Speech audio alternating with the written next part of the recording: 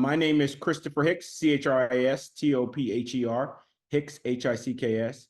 And Joe, I wear a few titles, as you know. I am the CIO of Quality Control Media. I am the CEO of Noontime Music Publishing, and I also run my own production house, Disrupt. So, which has a real focus in film and TV. So, still doing me, man. Still kind of spread my wings in different places.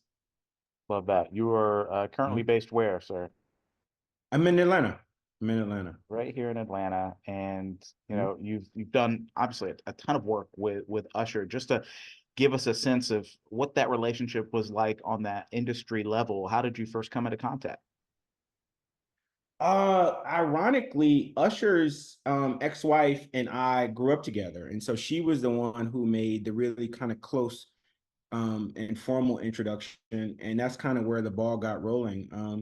I worked as a part of his management team on the Here with Benny Medina on the Here I Stand project, and then I was a big part of taking Bieber to Def Jam and kind of creating that deal and the structure of that deal, and then ultimately I went to Def Jam, and so that's a project that I kind of worked very closely with him and Scooter on from soup to nuts in the first 4 or 5, maybe 6 albums that we are projects that we put out. So that's kind of where it started.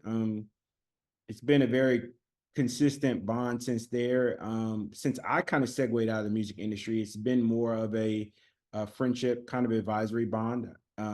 Relationship. Everything that he does, I think he has a circle of people that he relies on for some insight. I feel like I'm one of those people, and it gives a relationship great balance. And now, as I've gotten older and gone into different areas, it kind of goes. There's some duality to it now. So as much as he's reaching out for me for context, I'm reaching out to him for context. You know what I mean? So, and then it's a close circle. Like I said, my longtime clients, Jonte Austin works very closely with him. Brian Cox works closely with him creatively. And then one of my longtime comrades, The Dream, worked a lot on this album, JD. So the circle stays kind of tight. For sure, for sure.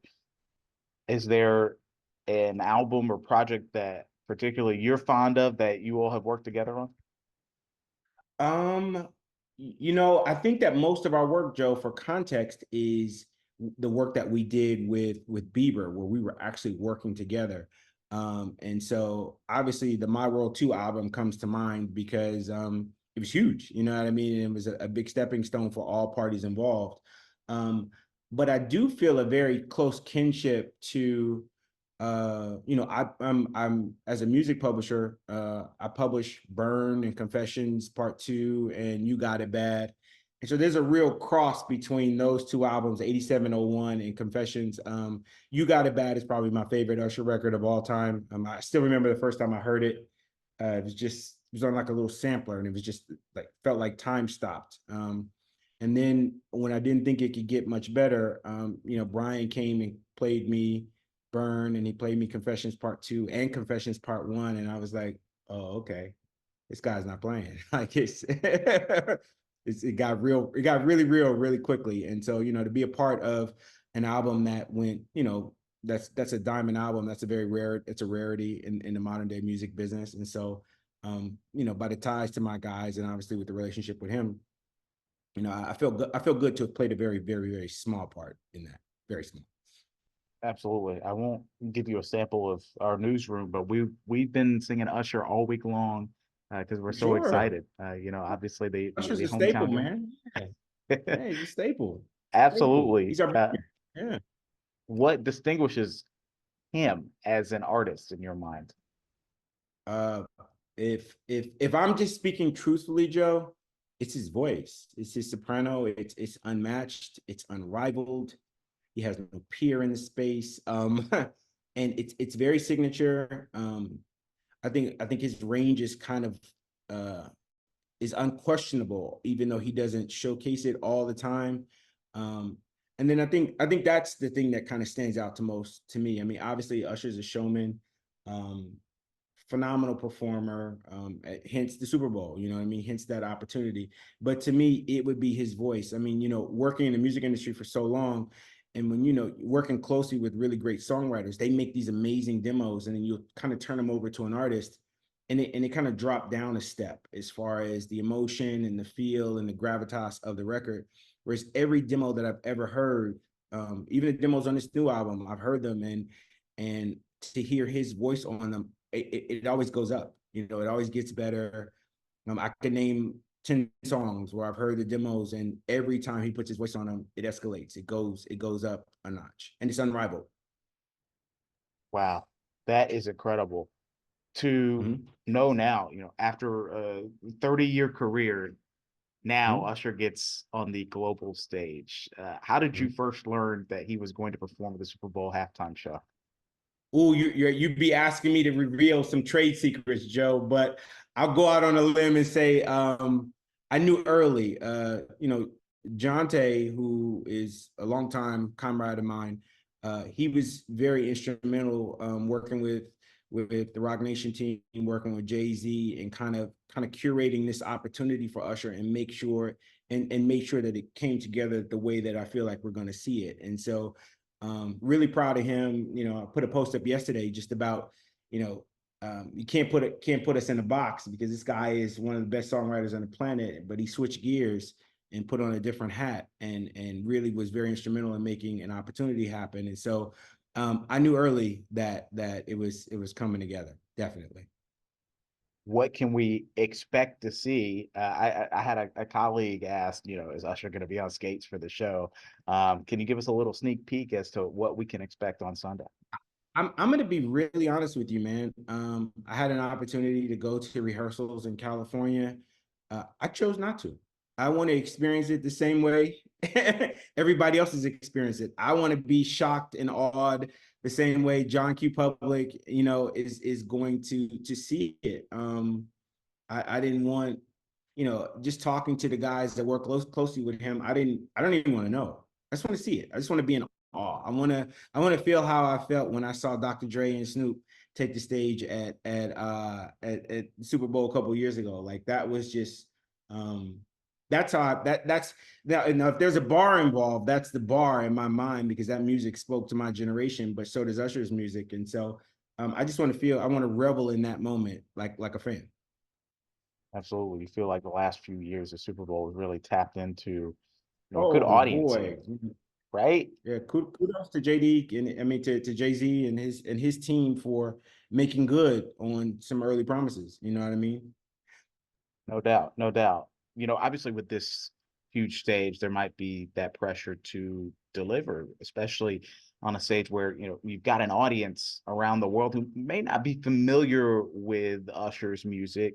Um, I want to know from you, Chris, does Usher, how does he handle that pressure and what is it like for him getting ready for this kind of performance? Um, that's an interesting question, Joe. I think that the younger Usher that I saw, uh I think he would wear the pressure.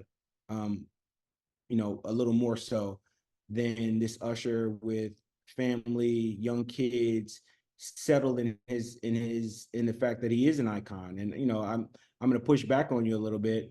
I don't think that there's going to be an audience of people who don't know these records. I think that this guy has been a centerpiece of popular music culture for a very long time, just by the sheer numbers, right? And so I think that I think that people are going to know the records word for word, whether it's yeah, or oh my God, or you got it bad. I think they're gonna, or my boo. I think they're gonna be right in sync with him the whole way.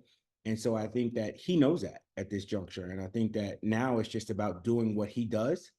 And I think he will revel in this opportunity. Not many artists get this chance to kind of live on this biggest stage, this is the biggest stage in the world for one night. And not many artists get that opportunity. And I think he's absolutely reveling in it.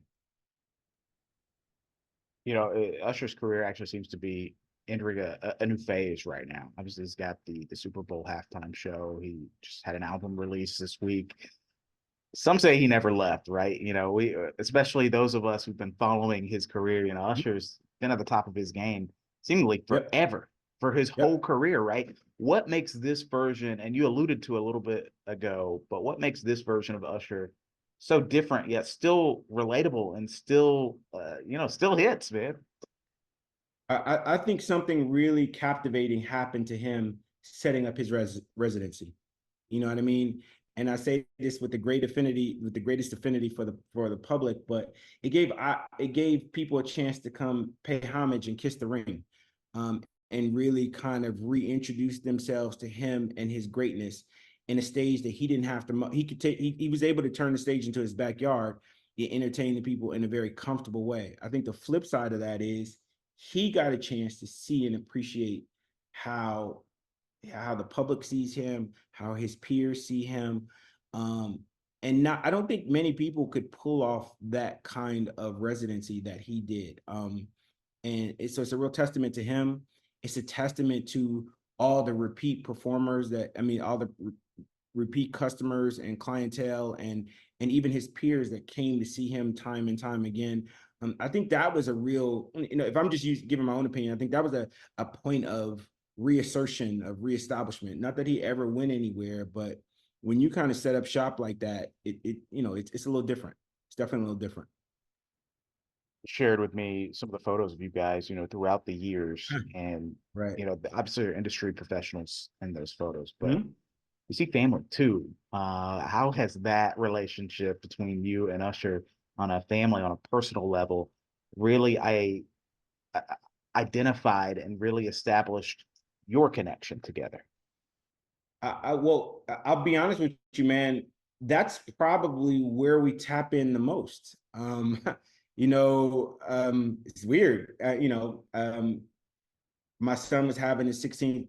He was celebrating his 16th birthday, and I reached out to a couple of close friends, and he was one of the people who really provided a video testimonial for him on his 16th birthday. And amidst all the successes and all the things that we've been able to share together, that probably meant the most to me personally.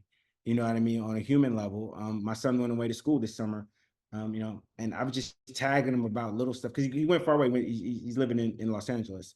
He's going to USC, and Usher was out there, and he tapped him in with a barber, and he tapped him in with little things. And those are the interactions for me that mean the most. You know what I mean? At this juncture. And I say this respectfully, just in the state of the world and in the music space, I don't, from a sheer number standpoint, I don't know if the numbers will get any bigger than any of us have experienced in the past. But these human interactions stick.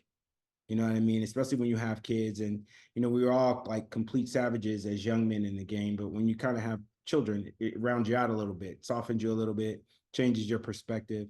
And so for us to be able to have a connection and be able to tap in on that level is probably at this juncture the most important to me.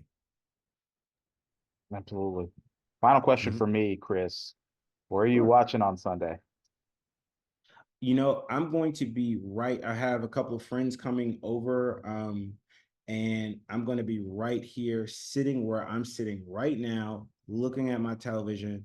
I'll probably have some food catered, and we're going to watch the spectacle right here. We're gonna watch the Usher show featuring the Chiefs and 49ers. And you get a little skin in the game here. You're rooting for one of these guys, huh? Oh, absolutely. you know,